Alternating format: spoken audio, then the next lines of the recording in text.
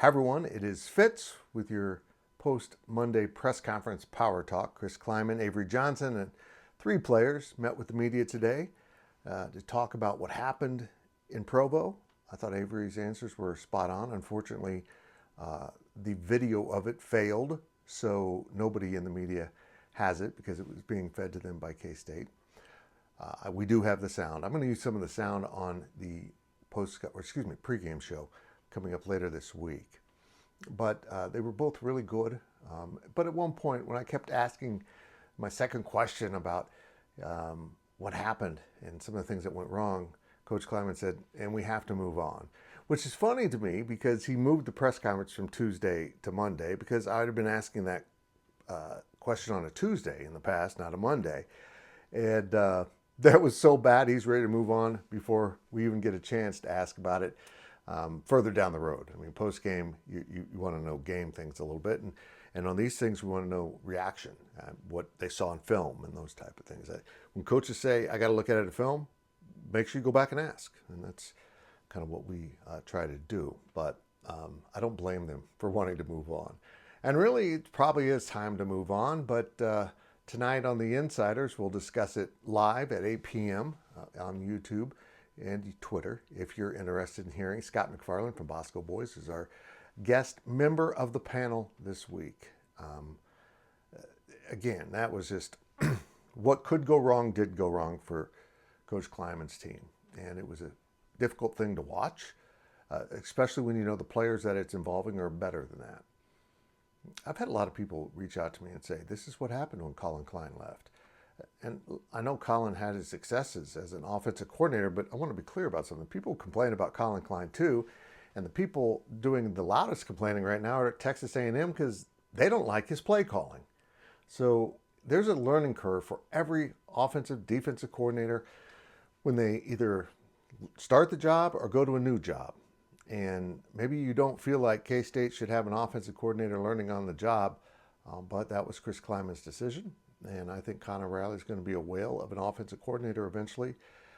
He just kind of needs some game flow things to iron out. And I think he'll get there. I've got full faith in the man. He's very intelligent and knows football extremely well. But when you've been focused on one thing for so long, my offensive line, situational things haven't been necessarily on your menu for decisions.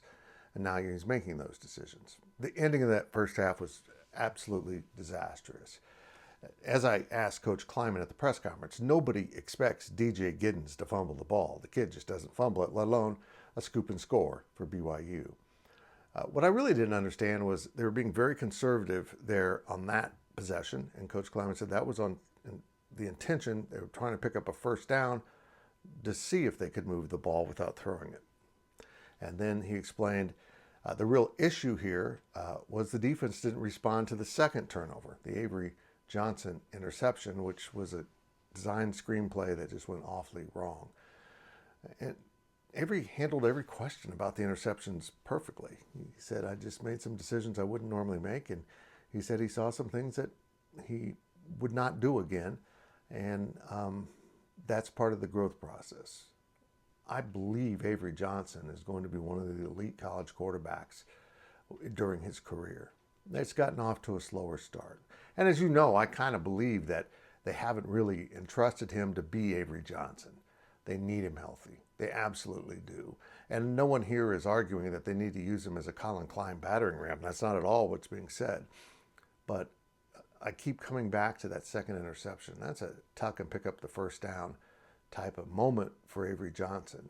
A move that R. Ryan Wallace, who covered him extensively in recruiting, said is his natural instinct. He's done it his entire career. Now he doesn't do it. So that tells me he's either trying to expand his palette and making sure he's a passing quarterback too, or he's been told to, be careful with the run, or maybe he's just twisted up, trying to figure out what exactly he's supposed to do. And everyone is aware. I mean, every fan is aware you don't want Avery to get injured. It's a tough balancing act, and I appreciate what the coaches are trying to balance here. But again, you need to make sure you're playing the game you want to play. And really, the biggest thing that went wrong for K-State was there was too many penalties in the red zone. They had 3 trips down there and 3 penalties that set them back and deflated possible touchdowns into field goals. And as Chris Klieman correctly says, if you're kicking field goals on the road, you're going to lose. K-State lost.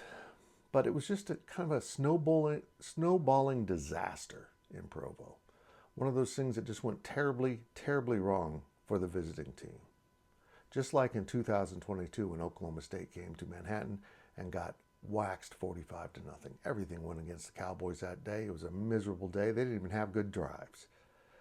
And yet the next year they came, when Manhattan came to Stillwater, or excuse me, K-State came to Stillwater, they beat K-State.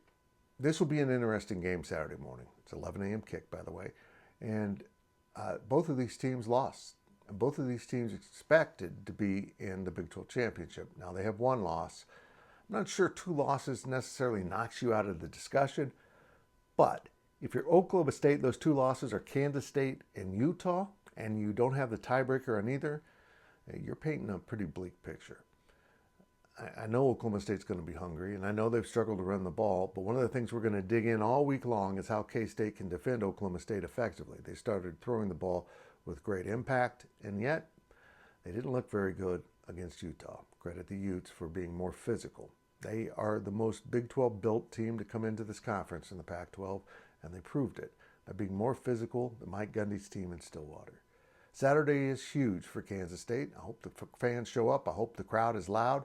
And I hope you too bounce back from the bashing in Provo, the Provo pummeling maybe, because it was awful, but it is exactly time to put it behind you and move on. And while we might still talk about it a little bit at Go Powercat in the context of Saturday's game, I too want to move on. I was horrified by what I saw. I might need counseling.